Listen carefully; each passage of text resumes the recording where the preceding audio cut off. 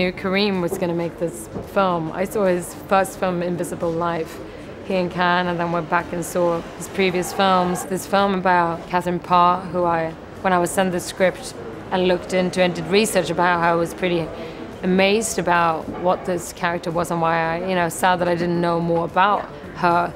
But for him, he told me he wanted to make a film about a marriage, about a relationship, about a very abusive one where a woman gets out on the other side.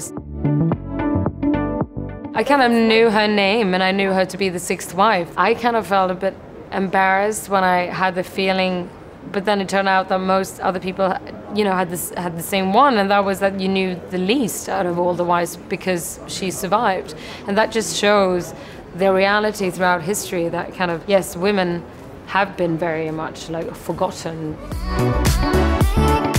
I'm curious, I would say, about those stories, and it can be historical ones or ones like in our everyday life, the people that you never really think of, the people that are kind of in the shadows. It's more that, I think, than depending on what time they were in. What we tried, I think, was almost to undress the costume drama in the sense that we wanted to feel like this was had a domestic feel. I mean, they did weather well. There's this huge costume and the fabric and everything was like made, for our film. And I did put on these 7-8 layers. So obviously that gives you also an insight of what actually daily life looks and feels like. But Karim was constant with his words saying like, don't respect the costume. And I was like, what does that mean? But he meant the fact that, he's like, you're in these rooms all the time, you've been in these clothes your entire life. You can be behave like human normally would. And